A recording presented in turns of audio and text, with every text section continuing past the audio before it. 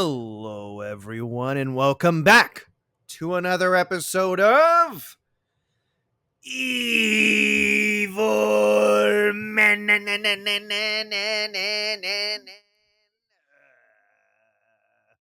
Listeners, do not adjust your radios or your podcast devices. If you're thinking maybe Chris Locke's voice sounds a little sickly, a little weaker than usual, a little odd, a little bit different. Well, it's not Chris Locke's voice, actually. That was the voice of my podcast co-host, James Hartnett.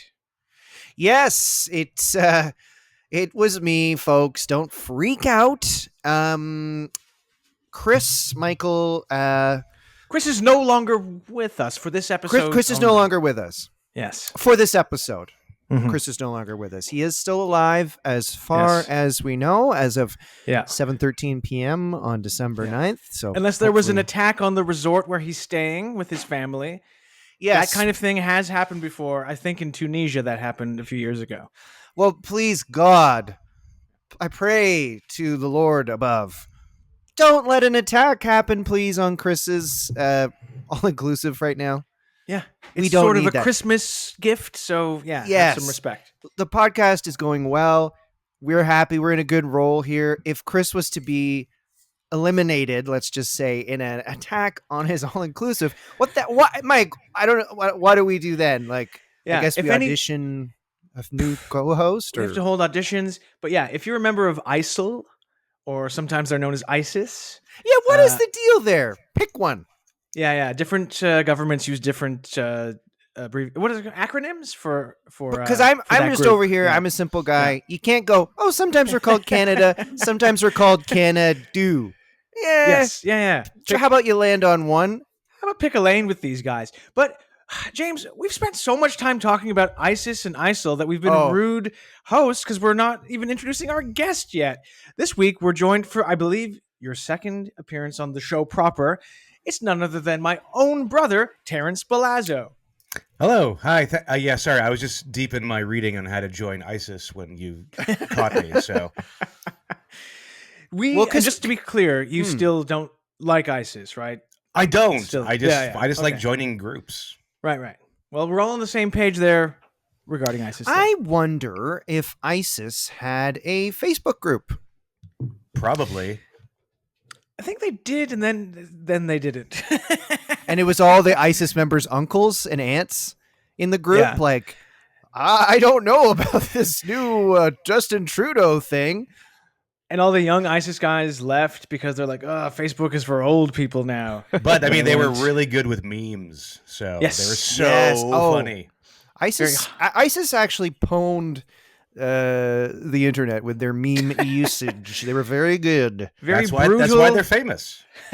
Brutal memes that you can't get out of your mind. That's ISIS's specialty. Well, I certainly hope, Mike, that ISIS does not blare this episode for their members, because we could be in a little bit of trouble. By the way, I do like how before going live here, we were talking about stuff and nothing about ISIS came up. And the second we go live. Well, that's just how it is. It's like, well, podcasts are a bit like jazz, obviously. Yeah. Oh, yeah. Any podcast listener knows that. Yeah, I'm speaking into a saxophone right now. And, just you go down talking about ISIS. It's hard to stop. I mean, we might take the whole intro doing that. Yeah. I just want to mention the elephant in the room as well. Mm-hmm. When I record at my place, I do it right by the heating and air conditioning unit, and I always turn off the fan because that could be a little bit annoying background noise wise, and I forgot to. So I just texted Evany, could you turn the fan off for me, hun? And married life. Yeah. Right? So if you heard a bit of background noise there at the first couple minutes, hey, I'm sorry, but this is like a Blondie comic strip where Dagwood Bumstead is lying on the couch going, honey, can you turn off the the heater because I'm too lazy. Yeah. I'm eating my big triple decker sandwich. There was that famous Andy Cap where he forgot to turn off the fan, and then with a rolling pin hitting the fan. Hilarious stuff. She beat him to death. Yeah. Did Andy Cap not also beat his wife? I think she beat him always because he was always out getting drunk. Yeah. Right. And then one of those guys beat his wife. I'm sure they all did. It was the time. Speaking of that, I remember Mom telling me once, Terrence. I don't know what the context was, but she was like, that that women beat men just as much as men beat women. I remember at the time as a kid, I was like, dude, I don't know if that statistic is accurate. I remember her saying that quite a lot, and then it made me I don't wonder know what about. program she had watched. Well, also, it made me wonder about what happened to Dad. Yeah. Oh. He was always skittish and had a new bruise every few weeks. Yeah. And Well, we never asked. Yeah. Well, gentlemen, I believe you had a grandfather who, Mike, you had a whole Edinburgh Fringe play about how your grandfather may have been murdered by the mafia. Well, I hate to say this, but was he murdered by the mafia or just beaten up by his wife? Yes. I don't know. The statistics are sad and true. Too many men are beaten by their wives all the time, and no one talks about it. I don't know why Mom thought she was like a proto Andrew Tate at some point. Yeah. Well, maybe you guys should start a TikTok for your mom and kind of get in the manosphere. You'd probably make a lot of money. Yeah. We should have her on the show to talk about this. Dude, Yeah. I don't want to overstep because it's your guy's mom. Thank you. But I would love to have your mom on with you guys. That would be so fun. I'm curious about your mom. I've never met her. I've seen pictures. Never met her in all these years. Okay. She's a wonderful lady. She's a very nervous lady, but a wonderful lady. And she has strong opinions on female on male violence. Oh my God. There must have been some story at the time where a wife had killed her husband or something. And then Sure, it happens. Yeah. Hey, it happens all the time. And I guess Mom it really struck a nerve. She would bring it up more times than you think someone would when talking to her children. Well, I guess she was looking out for you guys. She has 3 sons, and she's thinking, I hope my sons don't end up with some woman who beats them up. To be fair, we weren't the manliest of children, so she was just putting out a warning for us, I'm She sure. was preparing us for life, You guys all have these bodybuilder girlfriends? Your mom's like, I'm a little worried here. Constantly being pummeled. Yeah. Man. Yeah, James, before we started recording, before we talked about our mother's political views, before we talked about ISIS, James, you said you had a story about a rude encounter you had. I did have a rude encounter. Well, I'll tell you guys. So James's rude encounter. Now, I'm hoping I can explain the nuance of this situation clearly. So my dad's 80. And if you have an old parent, you got to help out. They can't do as much as they used to do, so you got to help out and that kind of thing. I'm always very happy to do that, and been doing lately quite a bit of helping out with my dad, just because he's old. He's getting old, And so this weekend, my sister and I, we had to kind of like spend the weekend with my dad, just because getting old and needed a bit of help with some stuff. So we're helping out my dad this week. Lots of women around trying to hit him. Yeah, I'm trying to like stop random women from walking up to him and punching him, noogieing him. Anyway, so I'm already like, okay, I'm like helping out. I'm helping my dad this weekend, and no problem. Very happy to do it. And my dad was having lunch with a friend, and I was going to meet him at the restaurant, pick him up, and we'll go and we'll spend the weekend. And so my dad had lunch and a couple glasses of wine with his friend, and his friend left. And hey, if you're 80, may as well keep drinking.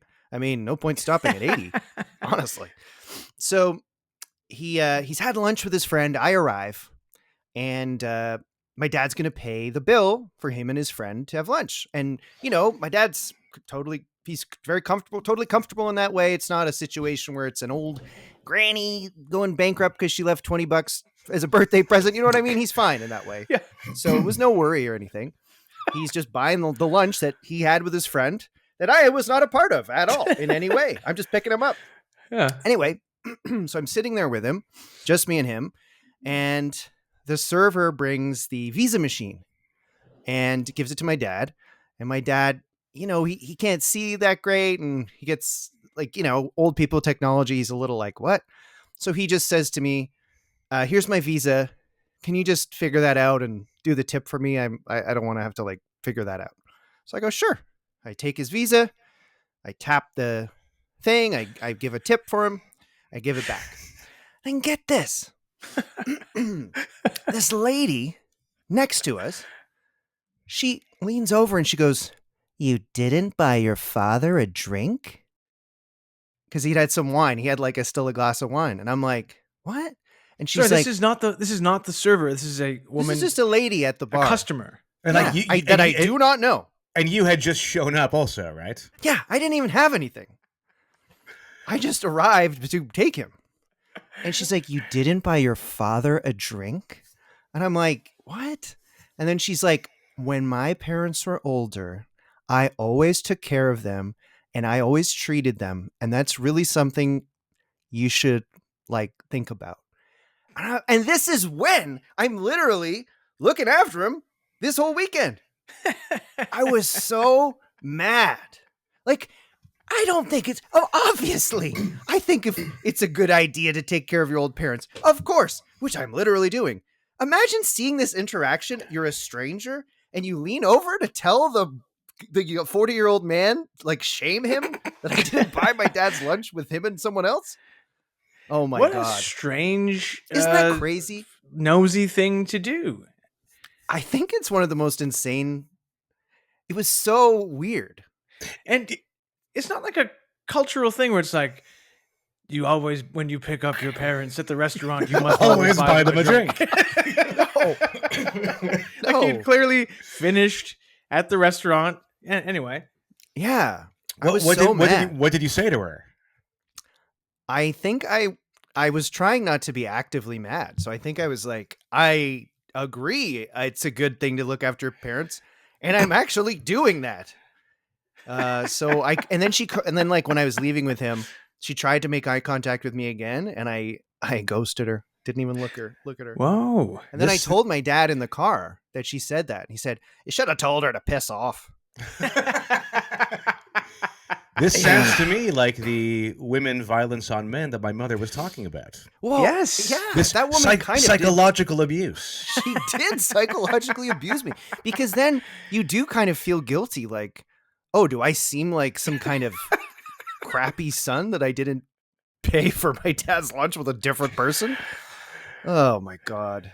Anyway, imagine you guys are with your mom and Yeah. someone just says that. God. I'm imagining you. So you come. He's clearly, this woman has seen him eat lunch, probably have some glasses of wine with his friend. The friend Yeah. leaves. You arrive, and the bill is paid. And she wanted you to Yes. then order him one glass of wine while you waited for him to drink it before you leave. I don't know. Did she think you were the friend who had come back in like a disguise? I mean, I'm about 40 years younger, but it's possible. And she, like, when Wow. I got there, I said to my dad, I was like, "Oh my God, I'm sorry I was late. The traffic was crazy." And then she was one of those people that kind of nosed in and was like, "Oh, was the traffic crazy?" I'm like, "Yeah." And she's like, "How long did it take you?" Like, when a random person just enters your conversation and you're like, Was Yeah. this woman with No. anybody else? "No." She wanted you to buy her a drink. That's the thing. Well, she was probably about 60. Like, you think Oh. maybe she wanted a little James Sugar. Well, it's every 60-year-old woman's dream to have a father and son. Yeah. Maybe that's what she was after. Speaking of being hit on while with my older dad, I don't even know if I've mentioned this, but another time I was having dinner with my dad. Okay. And he's older, and I love hanging out with him. It's super nice. But it's like clearly a son with his older dad. Right. And, same bar. He likes going to this restaurant bar, and we meet these other two guys like, just sitting there. And one guy says to me, "Oh, I work for record labels. Like, I handle bands touring." I'm like, "Oh, that's so cool. What bands?" And we were talking about bands, and he's like, "You know what? Seriously, man, if you ever want tickets to a concert, send me a text. I'll get you tickets." I was like, "Wow, what a nice guy." And then I'm like, oh, what a wonderful guy. I meet him with my father, my old dad, and he just offers to give me free concert tickets. What a guy. And then that night I'm at home at like 2:30 in the morning. I get a text from him just saying hi. So I'm like, oh, you just wanted my butt. Wow. Well, what bands did he manage? Let's work it out here. He said something really ridiculous. I can't remember. I think he literally was like, yeah, I managed some bands. Do you know the band U2? Like something really Right. absurd where I'm like, yeah, I've heard of U2. Hi. Yeah. And then 2:30 in the morning, hi. I'm like, you didn't want to give me free tickets. You know, he wanted to give you some kind of a free ticket, I'll tell you that much. Oh, well, that's right. Which, hey, ticket to thanks, paradise. But that was not my understanding of that interaction. Wow. It's like there's a story that where did we hear the story about the Beatles and Little Richard? Where was it? In a documentary or something? Yeah, it was some documentary that I watched. And what was it? You can tell it better than me. They had met Little Richard when he was touring England. And he was like their hero, right? He was, like they loved him, and so they like met him, and then he was like, "Why don't you come back to my dressing room after the show?" And they were like, "Yeah." He was talking to Ringo. He's like, "Why don't you come back to my dressing room after the show?" They're like, "Yeah." So hours pass, and they go back, and there's a knock on Little Richard's door, and he opens it, and it's all four of them. And Paul said that you could see his face drop, like, oh, because he only wanted Ringo to come back. But all four of them showed up, and he was disappointed. And then, like, he showed them around, like, "Yeah, here's my stuff. Okay, thanks, guys." God, poor Little Richard. He just wanted to make love to Ringo. Everyone loved Ringo. Yeah. I can honestly say I've never in my life imagined Ringo Starr making love. Really? Until now. Well, how does it feel to think of it? Well, honestly, a bit boring because I always think of him as sort of a boring drummer, right? He was beloved by a lot of girls. Loved him the most. LL Ring J. LL Ring J. LL Ring J. Man. I must say that we've never been out with our mother where someone's tried to pick us up. So okay, so just me. Yeah. No. And I'm being honest. It happened one other time where it wasn't as obvious, but I felt that I'm different, man. I don't know if people think I'm dating my dad. I don't know what it is, but it literally happened one other time. It wasn't as obvious, but it's like Anna Nicole Smith and her older husband. I don't know. Maybe, like, honestly, maybe. And in a similar thing, started chatting with some guy, and he was like some rich guy. I'm like, oh, okay. He's like, I'm actually, in line of like literally some Duke ship, and he's like, I don't even have to work. He tells me. I'm like, cool. Anyway, and it was just one of those conversations where I'm like, oh, I think maybe you have the wrong idea here. How come these men who try to pick you up always tell you these grandiose stories? Like, I manage you too. I'm a king. What, they can aim lower, I think. I don't know. I know. I honestly don't know. Maybe they think I'm a boy toy for my dad, and so they think, oh, I got to show him a rich guy to get this young man. Are you always hanging out with your dad at the Grammy Awards? It's the great and good of society. I guess I am wearing, usually when I see my dad, a mesh shirt with the nipples cut out. So maybe that could be. I mean, clothes shouldn't be a factor in any of this. You're right. You're right. Well, I went out with our mom last Wednesday, Terrance. We went to a chain bar restaurant right near where she lives. Is it the one that I'm thinking of? It's called Gabby's. Yeah. If you're in Toronto, you'll know. Yeah. We both had a club sandwich, and then she ordered throughout the evening 2 Harvey Wallbangers. What? And I've never, because they don't serve sangria there, her favorite, and so she got Harvey Wallbangers, and that is vodka Galliano, which is like a bitters or something, or like a fruit it's some flavored kind of liqueur. Why is Mom part of the Rat Pack? What's happening? Hey, sugar, I'll have another Harvey Wallbanger. Who orders a Harvey Wallbanger? I've It never is heard anyone ever ordering one. golden vanilla liqueur, Galliano. So Harvey Wallbanger is vodka, Galliano, and then I think orange juice maybe. And she had two of them, and the second one was significantly stronger. And then as we were paying the bill, we had a big exciting exchange with the server because it turned out that he was from the same part of Ireland that Mom's side of the family is from, Of course. Roscommon and whatever county that is, and. Then we started talking about Shane McGowan as well, and it was Our exciting. mother, whenever we go out, will find someone in a restaurant or place that's either from somewhere close in Montreal, where she's from, or from where her ancestral family is from. And she always finds somebody, and they chat. Can you imagine finding someone in Toronto with Irish lineage? It's very difficult. Is your mom sort of like savvy when it comes to like having a drink? I feel like I remember Mike you saying she was quite a teetotaler. Am I wrong? When we were kids, she didn't drink at all. At least not that we saw. I don't. But she didn't she never drank at all. And then in her now that she's here, whenever we go out or go to her place, she has a few drinks. But she has she used to pour vodka into the top of the vodka bottle, and that was a shot. Like the little. Oh cap. yeah. And then she now goes for a full shot, but she'll have a couple and she'll get a little bit funny. But That's she still fine. drinks sort of it's always has to be a really sweet drink, sort of the way a teenage girl drinks at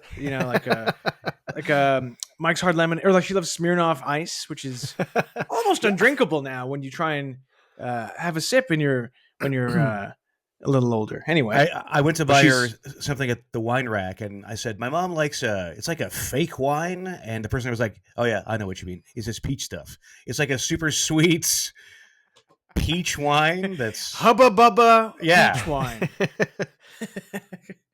But yeah, hey, whatever floats your damn boat, whatever Harvey Wallbangers. Well, that solves what I'm going to get her for Christmas then. Just a bunch of Harvey Wallbangers. A nativity This is a coupon? calendar. Yeah. Hi, Mom. I'm giving you a coupon for 10 Harvey Wallbangers. Harvey Use Wallbangers. Whatever you want, I'll pay. Make your mother's Christmas dream come true this year with a unlimited Harvey Wallbanger coupon book. I was Why is thought it that called that? I thought that was just a fake drink you hear about. Me too. Yeah, like a broken down golf cart or something. Legend. I'm looking up the origin of the name of the drink. Mm-hmm. Legend has it that Tom Harvey, was a surfer at Manhattan Beach, California. His favorite drink was a screwdriver with added Galliano. Well, it surfs up the ingredients that comprise a Harvey Wallbanger. So it's like the Beach Boys should have had a song or an album all about Harvey Wallbangers. That would have been incredible. Well, we're going to the beach with a bottle of Galliano. Galliano. And we're going to catch a wave and mix it into a screwdriver. Yeah.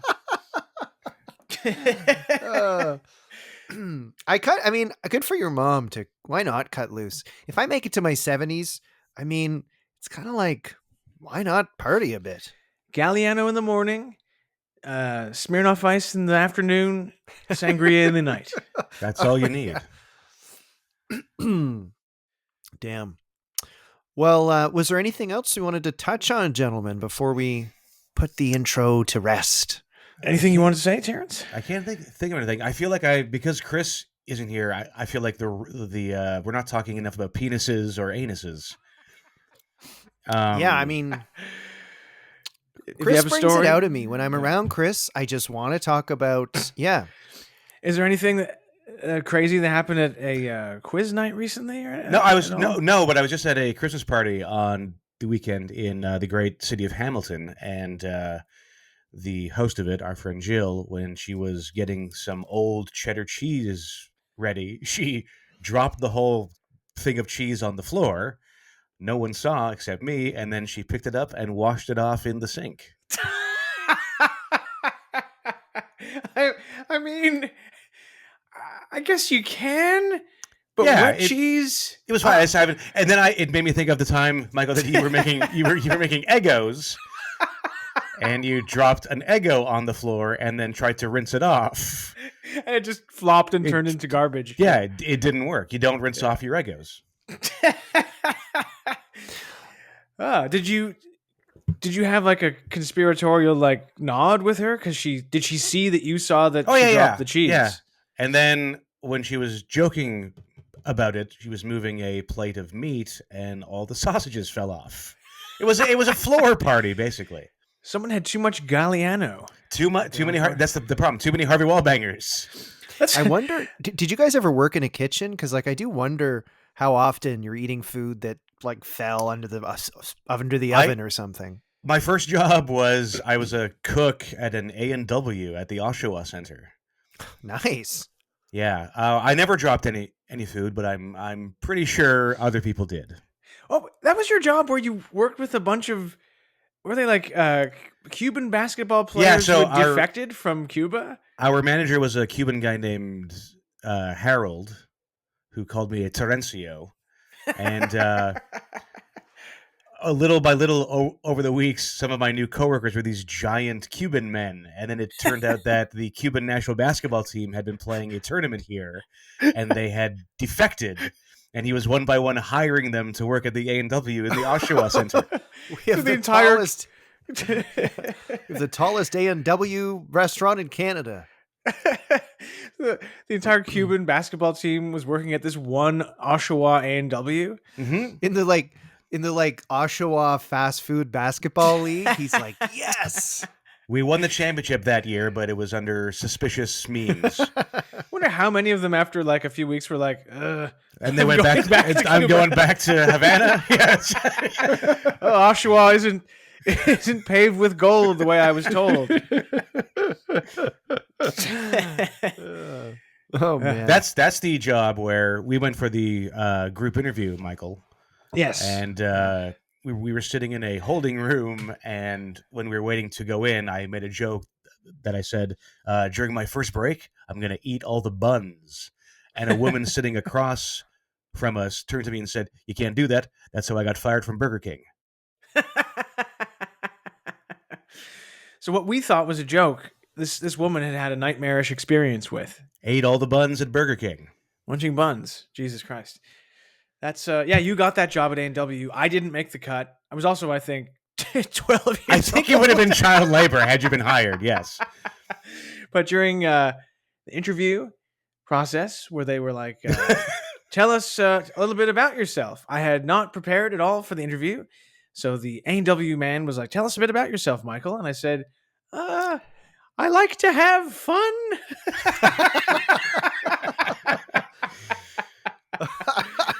Didn't get hired. You're in luck, kid. Yeah. That's the number one requirement when you work for the Oshawa Civic Center A&W. What do you think of Fidel Castro, kid?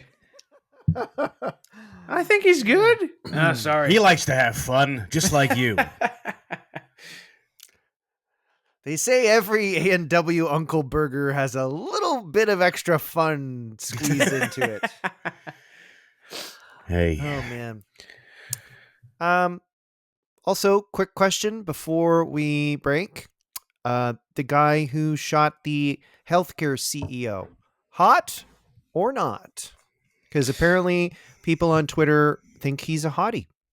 He's got I would say, a almost perfect body. But I think, wasn't he, to use an old internet term, wasn't he milkshake ducked? What does that mean? You don't know milkshake duck, James? I don't. It was a very popular tweet many years ago. It was, news, a new duck has been found who drinks milkshakes. Five minutes later, we're sorry to inform you, milkshake duck is racist.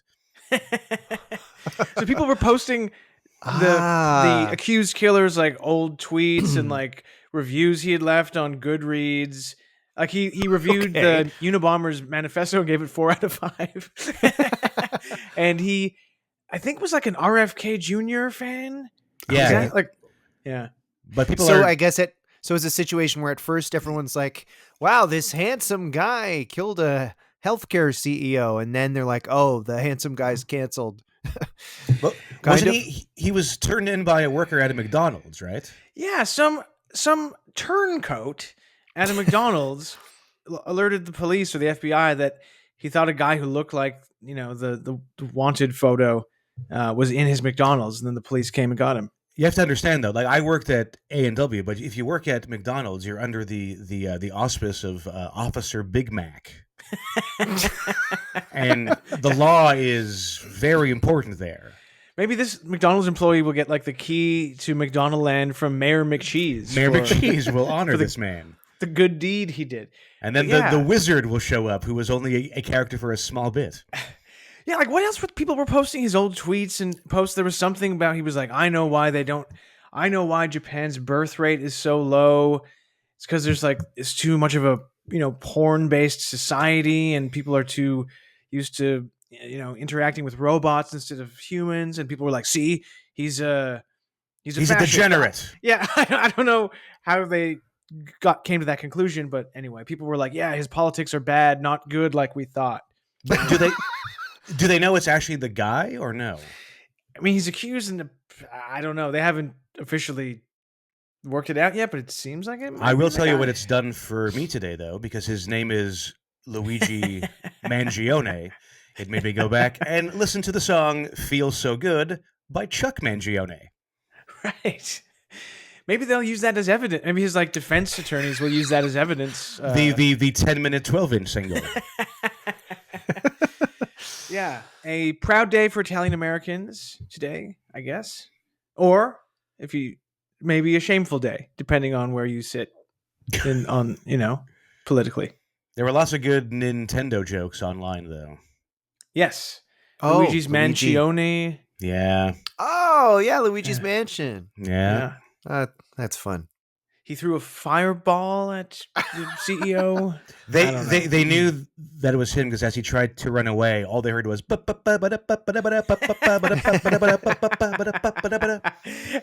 in the video where he's walking behind the CEO before he shoots him, you hear doody doo doo doo doo doody doo doo doo doo doody doo doo doo doo. And when they arrested him, this is true, they found a ghost gun, which I guess is like he had 3 Goombas in his jacket. Yeah, and P-Wings. P-Wings. He got away with a P-Wing. Oh, I haven't thought about P-Wings in a long time. P-Wings are the greatest. Yeah, you fly. Just fly over the whole level. It's fine. And they had to call in a special team to dismantle his Tanuki suit. Wow. Fun. Mike, your Super Mario Brothers 3 knowledge is far beyond what I thought. Thank you.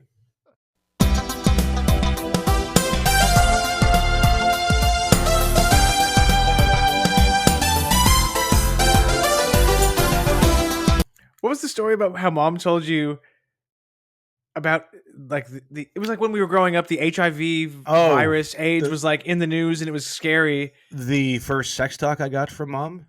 Yeah, so this was your first ever sex talk. I come home from I don't think you've heard this, James. You wouldn't have. How old were you, too? I came home from school. It was in Peterborough, so I was 13. And I walked up the stairs into our living room, and my mom was sitting on the couch, and she turned to me and said, "Terrance, do you know how 2 men have sex?" And I had my backpack on. And I was like, "What?" And then she explained about how the penis goes out. And I was like, "Mm-hmm." Like, I had done nothing at that point, and this was the first thing that she told me. So she told you this before anything else. Did she think you might be gay? Possibly, I don't know, but even if I was, there should be a precursor to that talk, and not just that's the first thing that you tell your 13-year-old son. This is before she said when a man and a woman love each other, right. They do Here's this. how babies are made. Yeah, she went straight for this is how this is how Freddie Mercury used to do it. I know that straight to I know that we like to listen to the Queen album, so I think I should tell you something. That's so funny. So you just come home from school and yeah. Oh, she was on it. Wow. Excellent story. Well, shall I move on to the Yeah. next stage? Let's keep on moving. Well, guys, before we get to our topic, you know what time it is? It's time to tell you about our Patreon account. You can find it at patreon.com/evilmen. And listener, if you sign up and you throw us a few dollars a month, you get 2 bonus episodes a month. We're going to have one with Terrance this very day. You get access to all our old bonus episodes, which is probably, I don't even know, 80? There's a bunch of them in there. You also get to join our Discord where you can chat with us, and you just help us out, which, if you like the podcast, we would really appreciate.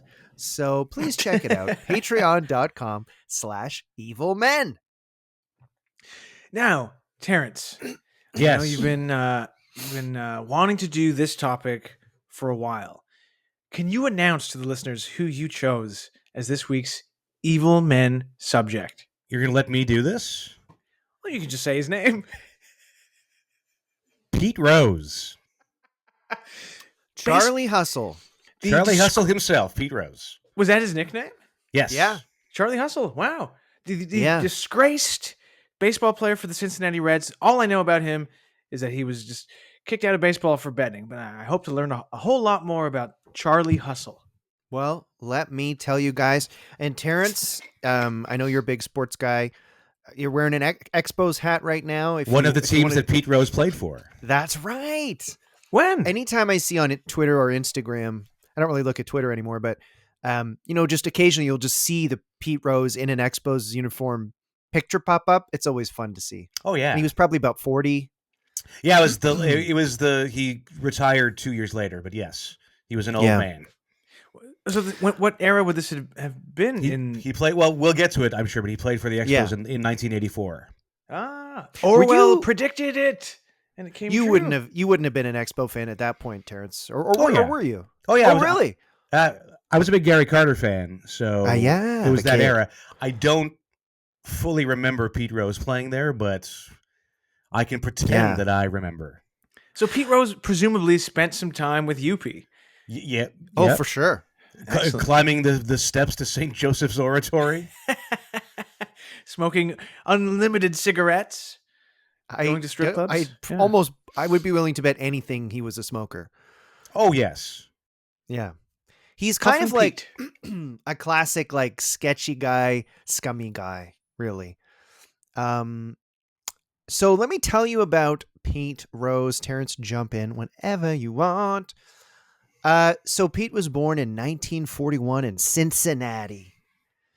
Cincinnati is a place that I almost feel like is made up. No disrespect to anyone listening from Cincinnati. I'm sure it's great. I don't know. It's just like, I could just live in Cincinnati? Like, it doesn't feel real to me. I don't know why. There's only one reason. There are two reasons people know of Cincinnati: the baseball team and Baby, If You've Ever Wondered. Oh my God. Wondered whatever became of me. me. Cincinnati WKRP. Oh, I watched that for some reason every afternoon for a while after I got home from school. And Pete Rose was a character in season 4. Pete Rose played Mr. Carlson for 2 seasons. So Pete, he grew up playing baseball and football.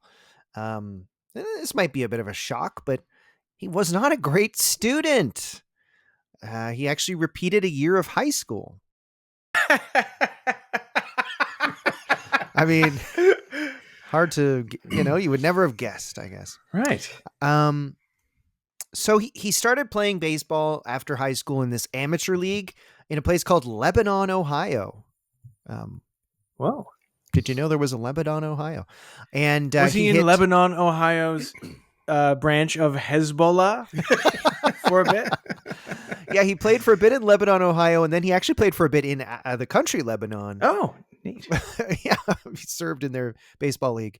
No, he played amateur baseball, and his batting average in this league was .626, which, if you're not a baseball fan, you might not know, that is basically psychotic. That's It's basically phenomenal. impossible. Yeah. It's as good as you could ever imagine. Even if you're cheating on a video game, Yes. that's basically impossible. We should give a caveat here. Michael, you're not a giant baseball nerd, right? No, but it is the one sport that I do know the most about, and that's Okay. I still don't know. Because Nice. I think James and I are big baseball guys. We're Oh, both yeah, pretty yeah. hardcore. Yeah. Is Patrick a sports guy? Patrick Or is did a that big all go sports to guy. Terrance? Okay. Yeah. Raptors, He's like he loves basketball and baseball. baseball and Right. boxing. Boxing is his main thing, but Patrick loves boxing. he's a Hey? huge boxing guy. Yeah. Whoa! What did he think of the Mike Tyson Jake Paul fight? Oh, big jokes. Awful. Yeah. I'm going to his place, actually, Michael. I'm sure you're going to come also on the 21st for a big fight.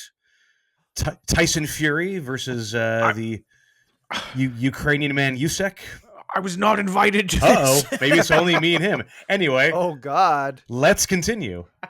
We need to, on the bonus episode, call and confront Patrick. Yeah. Is Michael invited to the Tyson Fury fight?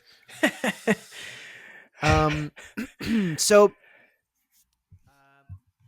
a scout for the Cincinnati Reds named Buddy Biobomb.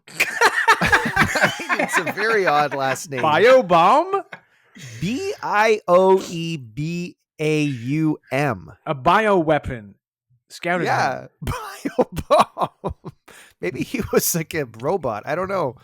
But he was a scout for the Reds. And he was what's called a bird dog scout, which I had to look up, which means like a part-time scout who reports to a higher up scout. And I don't know if you've heard a lot about it, Terrance, but I've always got the sense from what I've read and listened to that the world of baseball scouting was pretty scummy. You know, it's like these dudes on the road, staying in motels, drinking, smoking, checking out high schoolers playing baseball. Like, this kid, I like this kid's attitude. I like this kid's. Going to restaurants, seeing a guy with his dad, asking him if he wants to go to a concert, those kind of things. Yes, exactly. Exactly. So Biobomb urged the hometown Reds, like, hey, you got to check out this Pete Rose kid, which was pretty good move. So Pete signed a $7,000 professional contract, and he, yeah, whopping. Unbelievable. These guys are paid so much money just to play a sport. $7,000? Come on.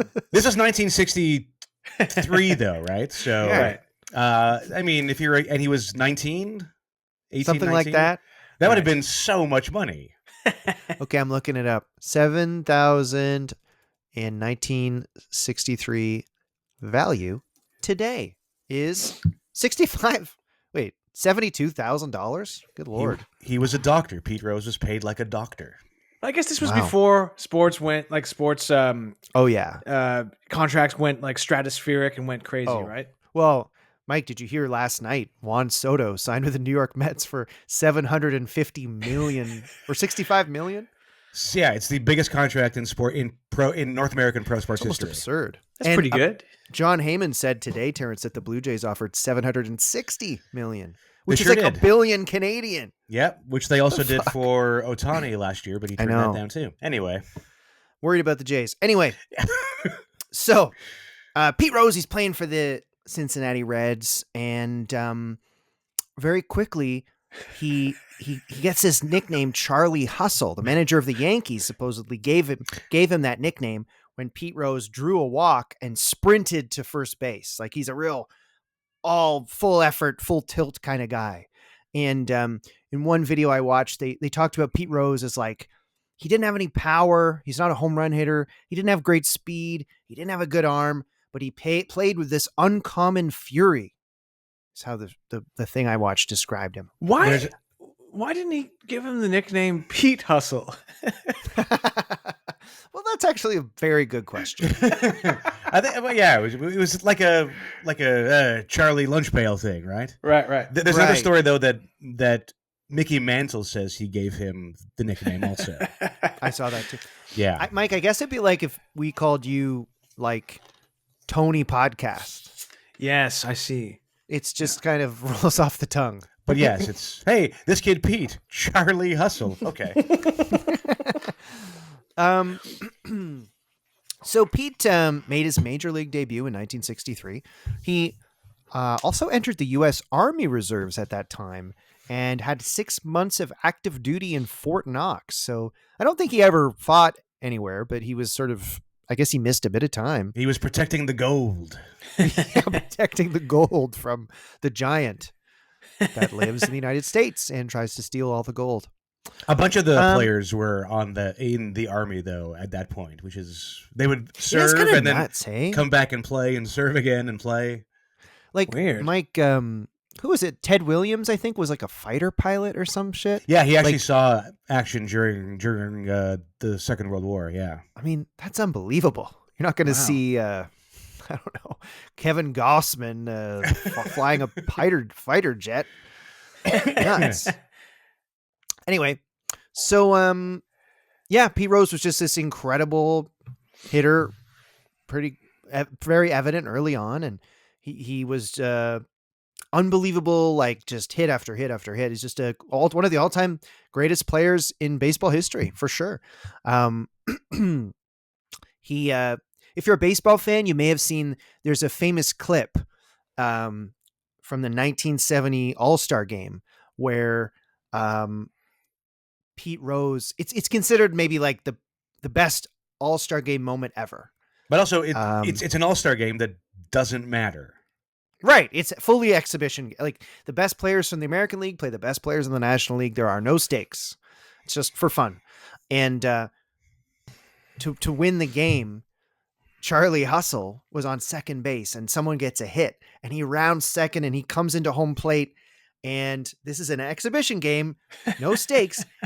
The catcher catches the ball. He's going to tag Pete Rose out, and Pete Rose barrels over him, slams into the catcher. Catcher goes flying. Catcher ends up separating and fracturing his shoulder in the play. And the National League won. Like Pete Rose, won them the game. And again, no stakes. Like and he was just that kind of competitor. The catcher, Ray Fosse, never was as good again. It ruined his career. Really, just for like a game for fun. Yeah. That's Charlie Hustle. He'll ruin your ribs and your shoulder. Yeah. So worth noting too, in the 1970s, the Cincinnati Reds were like the team in baseball, and baseball was so popular at the time too, And the these Big Reds Red teams, Machine. Exactly. They were called the Big Red Machine. So they were these truly an all-timer team. I think they won a couple World Series in a row at least. Joe Morgan, Johnny Bench, and Pete Rose is like one of the club's leaders. So he's just like a baseball star, like big time guy, He passed getting 3,000 hits in his career, which is in baseball is a huge deal. That means like you're like a lock for the Hall of Fame. And, he kept playing in a really long career. And in 1978, he also had a 44 game hit streak, which is crazy. And second all time to Joe DiMaggio's record. He had a 56 game hit streak, and people are always like, that'll never get broken. And Pete Rose got pretty close. It became quite a media thing where they would follow the Reds to every game because he was getting closer and closer. And then he lost the last at bat where he didn't hit. He argued that the pitcher purposely made sure he couldn't get a hit. And he was very angry, and it caused a big thing. That's what they try to do every game. Sure, that's literally the pitcher's job. But the pitcher's trying to stop me from hitting a home run. Yeah. This is bullshit. So yeah, his I won't get into obviously all the little nitty gritty things about his baseball career, but he was like one of the best baseball players of all time. Well, like an incredible player. He has the most hits of any player ever. Yep. He played the most games, had the most at bats, and has the most outs of any player ever. Really? Right. Yeah, he played for 24 seasons, which is a lot. What was his position? He played everything. Oh, okay. He started off as a third baseman, then went to the outfield, then was a second baseman, first baseman. He played everything. That's what Charlie Hustle does. The kitchen sink. Did you guys know that Billy Joel referenced Pete Rose in a song called Zanzibar from 1978 on the 52nd Street album. And the lyrics were, Rose, he knows he's such a credit to the game, but the Yankees grab the headlines every time. And then when he started, after Pete Rose's fall from grace, he replaced the lyrics to be, he will never make the Hall of Fame. Oh, Did you guys know that? Billy? I did not not know that. Here's something else. The 1980 movie Airplane, the role that Kareem Abdul-Jabbar played, was written for Pete Rose. Really? Yep, but it was filmed in August, and Pete Rose couldn't get time off playing, so they altered it to give it to Kareem. Well, here's another one, Mike, another Billy Joel Pete Rose thing. You know the Billy Joel song In the Middle of the Night? Yes. Originally, there was a Pete Rose lyric in that. It went, in the middle of the night, Pete Rose got 4,126 hits. And It wasn't and he smooth, cut it though. from the- No, he cut it from the final draft. Did you guys which is know- crazy. It's so crazy. I just remembered this. You know the movie The Bodyguard with Whitney Houston and Kevin Costner? Yeah. Yes. The Kevin Costner role was originally written for Pete Rose, Right. but Wow. he was unable to do it because he was on vacation or something. Yeah. The Bodyguard. Whitney He Houston would and have been Pete great. Rose. That's Um, and the lines in the song were I will always love Charlie Hustle, but they had to change it. It would have been a totally different movie. It really would have, especially if he was playing himself. Yeah. It really. I mean, like if we land on one thing this episode, Yeah. let it be said, The Bodyguard would have been different if Pete Rose played the Kevin Costner character. You can't argue. I can't Absolutely. emphasize that enough. Yeah. Yeah. So, he also managed after he retired. Now, actually, Terrance, was he a player manager? He was the last ever to date player manager. That's nuts. Because So he's so respected. He fucking is playing on the team and the manager. he went from the Reds to the Phillies to the Expos and then back to the Reds under new owner Marge Schott, which is a whole different story. Who Marge we Schott. literally should do Yeah. on an episode. She's insane. And when she R.I.P. brought him back to Cincinnati, he was given the role of player manager, which he did for 2 years. And he retired in '86 and was a manager till '89, when he was forced to stop managing for some reason. Right.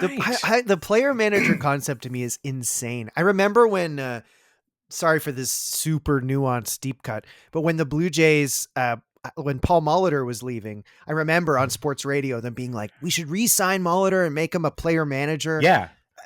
But it's like, I don't know. How can that work? Because you have your own ego. I guess it's like how Jerry Lewis directed his own films. I guess it's a similar Yeah. thing. Yeah. Anyway, so that's basically the Pete Rose career, like one of the best players of all time. So in 1989, rumors started spreading about Pete Rose. And no, not that he had a big wang or anything like that. The rumors were that he had gambled on baseball while he was managing a team. Right. So Sports Illustrated published the first allegations against Pete Rose in 1989. A lawyer named John Dowd was hired by baseball to investigate the rumors, and he wrote this report, which alleged that Pete Rose bet on baseball, claiming he bet over $10,000 every day, which Pete Rose denied. Like, that's a problem.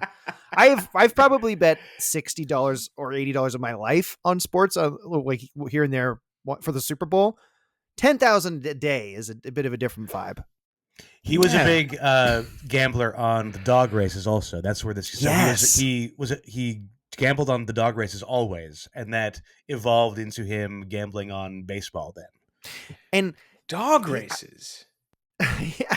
Well, so the thing is, I just know from seeing him in interviews and stuff, his vibe is like scuzzy dude you meet like at the Orangeville Mall or so. I don't know how to put it. Like drinking scuzzy dude, smoking, like gambling, like that kind of stuff. And I remember they interviewed Pete Rose on the Dan Lebitard show and talking about gambling and stuff. And he's sort of like, whatever, I don't give a shit. I'll talk about it, whatever. And they were like, what's the worst like bet you made that you thought you were going to win and then you lost unexpectedly? And he told some story about being at a dog track and a dog he bet on was winning, but then a deer hopped out of the woods and went onto the track and got in the way of the dog. And he was so mad, like that kind of dude. You know what I mean? He was that kind of dude. Dog races, that calls to mind like the 1930s or something. Do they still do those in America? I think there was dog racing up until very recently in Florida still, but I think now it's all gone. Right. Interesting. Yeah, I feel like there was a dog track, where I grew up in Orangeville in the 80s, but I don't Probably. remember for sure. But yeah, Like it's even I don't want to go to a dog track. I will say that right now. That like seems horse like a bummer. racing already has sort of a grimy vibe to it. Dog racing's like the fucking bottom rung of the ladder, isn't it? Like, You still get rich, like people dressing up and it being kind of a fancy affair, going to like the Kentucky Derby or whatever. I don't see like celebrities dressing up and wearing to a big dog hats, going to a big dog race. It's Dachshunds. It's all Dachshunds here today. So anyway, Pete Rose like denied all these allegations. And then was kind of like, well, I never bet against my own team, but he did bet in games in which he managed, which is illegal. So like baseball, it takes gambling very seriously. I mean, Gambling somewhat ironic. is the worst illegal thing you can do in baseball. is this because baseball was burned by like the Shoeless Joe betting scandal in the 40s? When was that? In 1919. 1919. Yeah, the White Sox purposefully lost the World Series in a deal with gamblers. And 8 of them, including the star, Shoeless Joe Jackson, were banned for life. That's fucking crazy, huh? Imagine. That haunts baseball as like, oh no, we have to like. Yes. You know. They were very like, no gambling ever again. And, we're very, very strict on gambling. Did you guys see Field of Dreams, by the way? I love Field of Dreams. I do too. Do you get emotional when Kevin Costner goes, "Hey, Dad, want to have a catch?" I think I cry every time. Whenever a car pulls up and I'm in the headlights, I always say "Moonlight Graham." Oh, it's so James good. Earl Jones when he says that, and then yeah, so good. Anyway, and it's also kind of ironic now because they have made it legal for. Sports gambling is legal now and they all sponsor sports and everything. So they're all kind of in bed with gambling companies now too. So it's kind of like, well, it's a bit inconsistent, I would say, if that's your stance. But anyway, right. But clearly you can't like, if you're a manager and you're betting on your fucking games, you could bet that you're going to lose and then purposely put out a shitty pitcher and cost your team the game to make money. And did he bet against his own team while he was managing? So the thing was, for 15 years, he denied that he bet on his own team. Denied. And then finally in 2004, in an interview with, I forget who, he was like, yes, I bet on my team. After 15 years. But he said only to win, right? Only to win. Which they don't know if that's true or not still. Right. Are you going to talk about... to be honest... Go ahead. I was just going to say, I have to say, I don't believe it. I mean, if you're that much of a gambling addict, you're gambling fucking $10,000 a day, you're telling me they play 162 games in baseball. One loss is not a big deal. And you don't think he could rationalize in his mind, oh, look at, our crappy pitcher against a really good team's really good pitcher.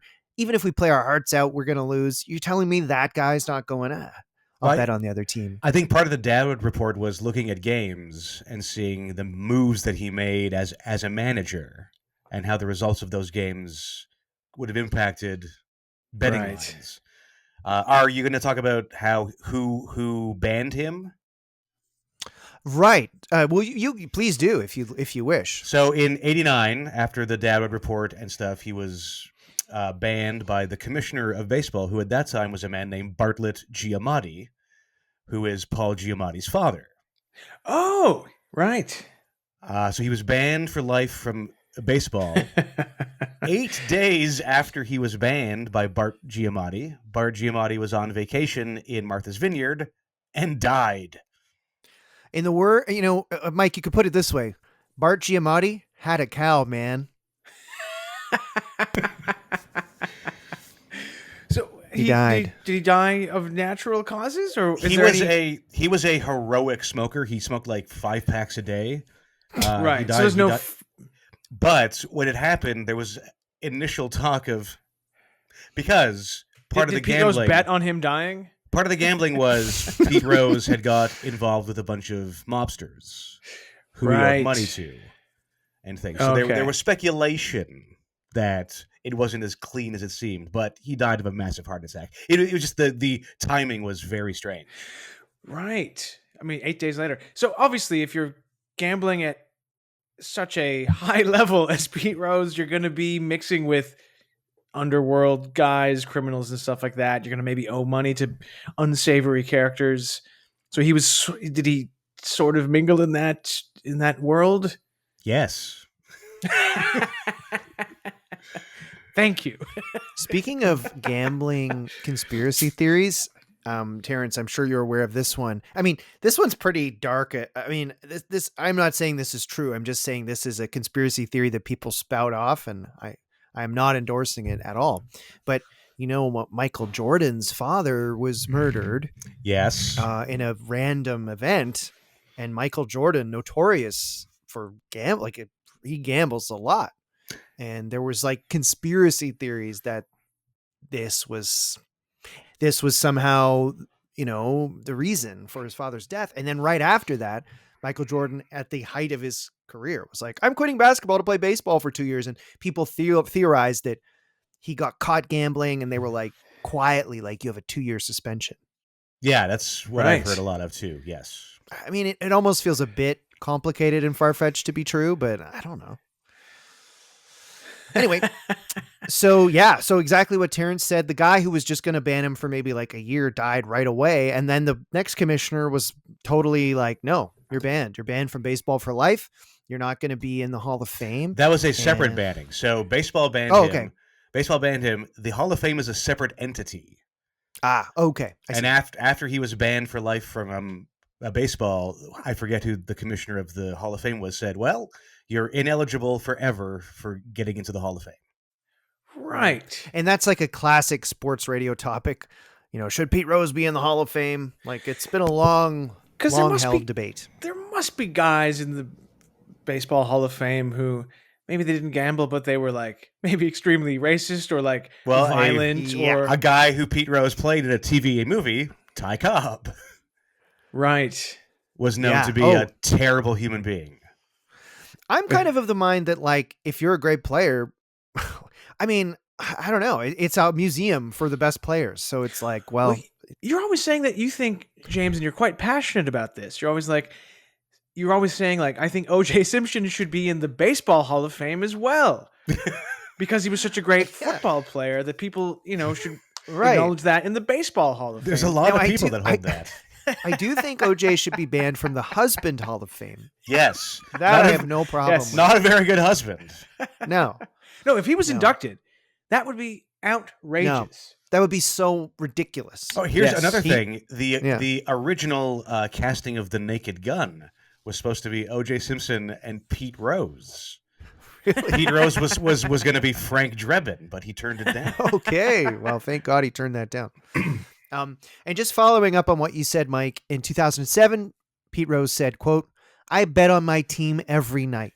I didn't bet on my team 4 nights a week. I bet on my team to win every night because I loved my team. I believed in my team. I did everything in my power every night to win that game. Well, good. That's good. I don't buy it.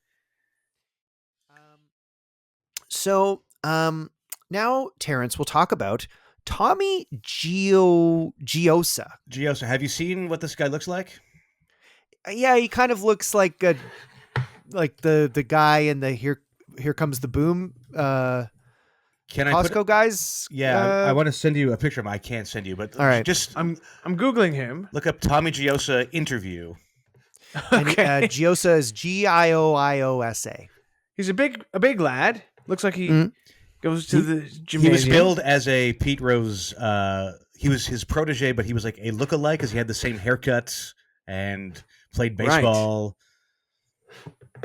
And he was really good friends with Pete Rose's son, right, Terrance? Yeah, he moved in as like a foster child of Pete Rose, kind of, because Pete Rose's son played baseball also, Right. so they kind of Right. grew up together. So this guy wasn't a professional baseball player, Tommy Giosa. He was. He was. Oh, he was. Okay. He played minor leagues and played a couple games for Baltimore in the majors, but Right. that's not why And- he's part of the story for the most part. No, because Vanity Fair published a piece where they spoke to Tommy Giosa, and Tommy made a bunch of claims about Pete Rose, including that Pete Rose used a cork bat late in his career, which is like you basically hollow out a bat and it makes the ball go farther, and it's illegal. You're not supposed to do that. He also said that Pete Rose invested money in a cocaine deal, hoping the payoff would help him pay off his gambling debts. So Tommy Giosa worked for Gold's Gym, and the two guys who owned this Gold's Gym were members of some mob outfit, and they had a cocaine ring between Florida and Cincinnati, the famous cocaine ring. Yeah. And Pete Rose thought, I'm going to get on this cocaine money. It's like in that Scarface 2, the sequel they made. It's all set in Cincinnati. Yes. with Les Nessman as one of the kingpins. So he was so in debt, he may have tried to get a big shipment of cocaine to sell to pay off his debts, even though he was probably at this point making tons of money as a baseball player, but probably very in debt. At one point, he was the highest paid baseball player in the majors. He made a lot of If money. you're betting 10,000 a day, like you could burn through it pretty quick. Yeah, you got to be careful when you're betting $10,000 a day. So during this run of cocaine, they got caught. Oh, and Giosa took the fall for it. right. With Pete Rose claiming he didn't know who Tommy Giosa was. Right, which was easily disproven. Because there were many, many pictures of them together for many, many years. Yeah. Right. Interesting. Giosa also said that Pete Rose taught him how to forge his signature on memorabilia and that he saw and helped Pete Rose bet on baseball. Yeah. Why would Pete Rose need to teach you how to forge your signature on memorabilia? He's Pete Rose. He doesn't have to forge his signature. Was it forging his signature, like Pete Rose's signature? Too much signing, always signing balls. It takes a lot out of your arm. Yeah, maybe he taught Tommy Giosa to sign and pretend to be Pete Rose. It was also for gambling slips. That was a big thing also. Oh, Because Tommy Giosa man. would place bets for him and things. So you can see he's just like a sketchy dude, like a really good baseball player who's like a sketchy dude. And there's even other sketchy things we'll get to. But did you have anything else on Mr. Giosa? I just watched a new documentary called Charlie Hustle, or Pete Rose and the Case of Charlie Hustle, and they have an interview with Tommy Giosa from 1992, and both like Pete Rose and Tommy they come across as big doyoys, just like all they knew was baseball. But Tommy Giosa comes across like a cartoon bodybuilder guy who has not a thought in his head, and was just played by Pete Rose, who seemed to know more about what he was doing. But Was Tommy Giosa like? Did he want to kill Pete Rose after he got out of prison for taking the fall or anything? Or no? Okay, No. fair enough. Hey, I didn't know this. Did you know that Pete Rose appeared in the WWF at WrestleMania? vaguely, this rings a bell. He was a guest ring announcer between Kane and The Undertaker. And then at one point, Kane gave Pete Rose a tombstone pile driver. How about that? No. Thank God Pete was okay. This wasn't the cause of his death or anything, but yeah. Maybe he was did Kane take a mad pile at driver. Pete Rose for like dragging baseball into the gutter with all his betting? You ruined the sanctity of baseball. This is for the fans. Isn't Kane now a weird right wing mayor of a city somewhere? Oh, really? I Is think he? so. There's definitely a wrestler to politician pipeline, huh? Yeah, more than you would think. Jesse Ventura. He was the mayor of Knox City, which is in Tennessee. Mike, I wonder if Doink the Clown is the mayor of wherever he's from. New York City.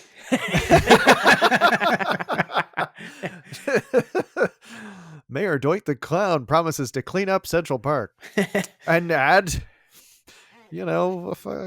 circus stuff. Oh, good improv there. Yeah, Pete Rose became a fixture at baseball card and autograph shows. In 2014, he was earning $1 million a year just from paid public appearances. Every Autograph every signings. induction weekend at Cooperstown, because he can't get into the actual hall, he sets up his own like fan thing across the street. That's where so he signs funny. balls and bats and makes jokes about betting. And then he moved to Las Vegas. That's where he lived the last Good part place of his for him. life.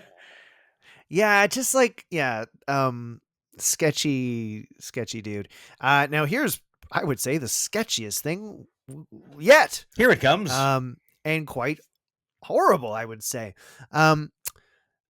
John Dowd alleged in a radio interview that Pete Rose had committed statutory rape. There was a sworn statement in his report from a woman who said that Pete Rose engaged in a sexual relationship with a minor while he was in his mid-30s.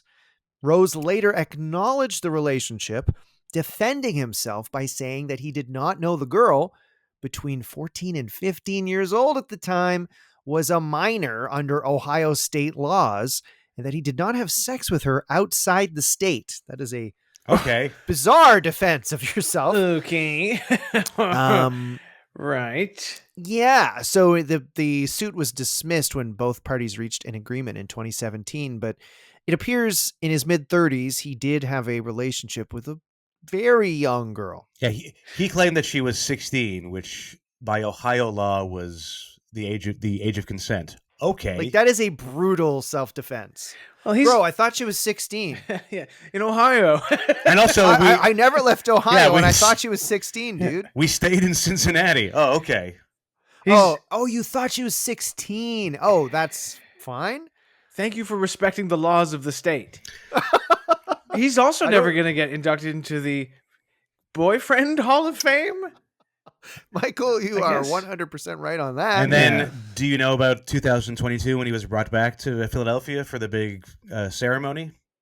No, please. So they were honoring in. the 1980 Phillies World Series team, and Alex Coffey, a woman who works for the Philadelphia Inquirer, asked Pete Rose about these allegations about the 16-year-old girl. To which, in the middle of this fan forum, Pete Rose said, "No, I'm not here to talk about that. Sorry about that. It was 55 years ago, babe." Okay. And so she was like, "What?" and wrote about this. And the use of the word babe caused a massive thing. Of course it did. Sammy Davis Jr. Something. And then he was asked by another reporter about his comments to Alex Coffey, to which he said, he's the same kind of thing. He's like, "I'm not going to tell you about this. I'm here for my teammates. That was 50 years ago. You weren't even born yet. Don't talk about things that happened before you were born." Even though Right. they're honoring a team from 40 years ago. Right. Huh. Yeah. Yeah. Oh. What And an so they're- approach to history. They were going to, so the Phillies were going to retire his number that week, but after this interaction, they canceled that ceremony. Okay. Well, here in Toronto, not as big a star certainly, but Roberto Alomar was like this legend Blue Jays player. They had his number retired. Like, he goes into the Hall of Fame as a Blue Jay, and then suddenly one off season, there is no acknowledgement of Roberto Alomar anywhere, and they've never released the details, but apparently there were some allegations made that I guess and it may be proven, I'm not sure, but the Blue Jays, I guess, felt it was serious enough to be like, yep, we got to cut all ties with like Roberto Alomar. Yeah, I don't Oh. know what the exact things are, but It's probably not good. probably not good at all because there's been no argument about his name being taken down. No. Andy Warhol also made a Pete Rose piece. Yes, it because yes. Right. Oh, right. And there's another Andy Warhol Pete Rose connection. Pete Rose was in the initial lineup of the Velvet Underground That's right. that Andy Warhol Right. sort of shepherded to fame. Well, Mike, Yeah. he was like a hype man because you know all the musicians played their instruments, and Pete Rose would just run around sliding on the stage. Yeah, and he would bet on like who could play the guitar the best and who could play Yeah. the drums nicely. Waiting for the Man is about Pete Rose. And the original title of the song "I'll Be Your Mirror" by the Velvet Underground and Lou Reed was "I'll Be Your Baseball," but they changed it. So Well, and the famous Banana cover was originally Pete Rose's face. you can peel it off. Yeah, it was nice. Well, I don't know if you have anything else you wanted to touch on, Terrance, but that's all I have. And Pete Rose died when he was 83 in Las Vegas. I mean, he kind of made it a long time, considering that I feel like he had a kind of crazy life. Just like Yeah, Jerry he was- Lewis. All the he greats was- die in Vegas. Until he died, he was trying to get back to get it reinstated to get into the Hall of Fame. It never happened. Do you guys think they'll ever make an allowance for him, or is he such poison to baseball that they'll never do it? My personal thought is if it's just about baseball numbers, absolutely, he's going to be in there. You think so? It's not. But my caveat is if he ever gets in, his plaque, he should be wearing an Expos hat for his 1 year his 1 year playing for Montreal, which he did not want I to love do, it. but he did. Right. I personally think that I think he should be because he was one of the best players ever. Like a lot of these guys are total shitheads. No one's going to beat his hits record. It's impossible. No, it's astounding. And I also think the steroid guys should be in there, to be honest, because Yes. there's mitigating circumstances in every era. Babe Ruth, like the guys in the 20s and 30s didn't have to play against players of other ethnic backgrounds. Like Yeah. that's a pretty crazy advantage. Guys in the 50s and 60s were popping like Adderall and like or whatever the equivalent was all the time. Is and Doc Ellis in the Hall of Fame? Even though Doc he Ellis has his abused own drugs? wing at the Hall of Fame. Is his own dimension?